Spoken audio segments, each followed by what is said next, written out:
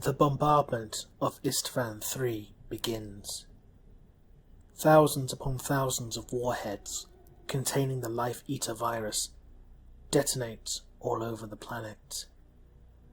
The virus penetrates the power armor of the Astartes on the world, and soon all biological matter on the world, the people, animals, and plants, are turned into puddles of decaying sludge, releasing copious amounts of flammable gas.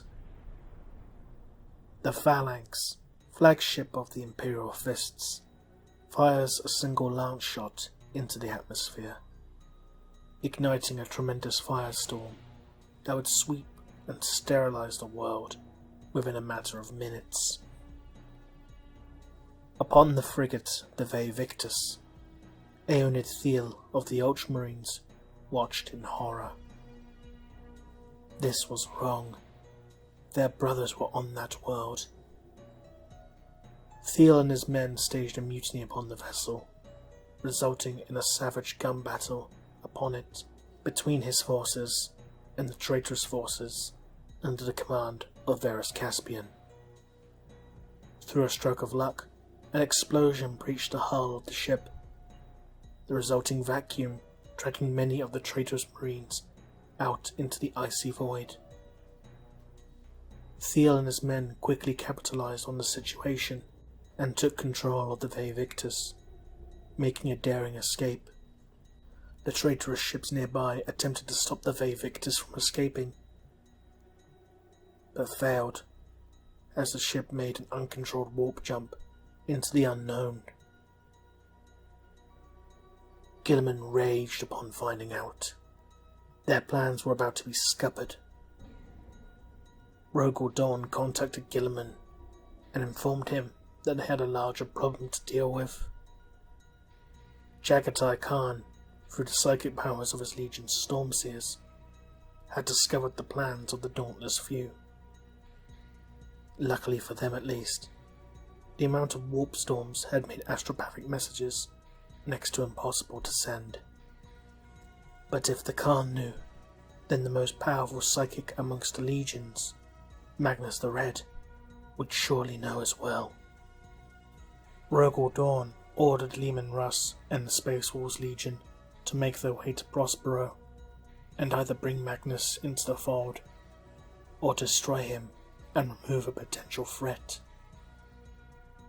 The War Master then ordered Guilliman to send emissaries to more of their brothers. They needed more allies if they were to win this war. Rogel Dawn and Ferrus Manus would land their forces and construct a base of operations to prepare for a potential upcoming conflict upon the world of Istvaan V.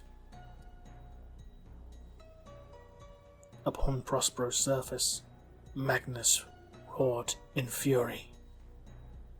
His sensitive mind could feel the disturbances upon the skin of the warp, but thanks to the Custodes who were to accompany him at all times to reinforce his father's edict, he was nearly powerless to act. He knew a storm was coming, and ordered his second-in-command, the former chief librarian, Azek Araman, to evacuate the civilian populace off-world and have Prospero's Spire Guard reinforce the defences around Tisca. Magnus demanded to the Custodes to allow him to clarify the disturbances he felt, but was denied time and time again. On Chagoris, the Stormseers gathered.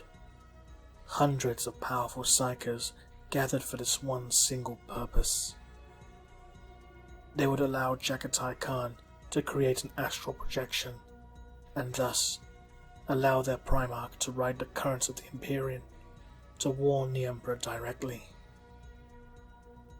As his soul rushed through time and space, he found his path blocked.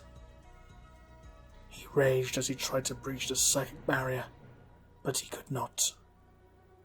Even with all the powers of his Legion's Stormseers augmenting his own preternatural abilities, he could not breach this wall.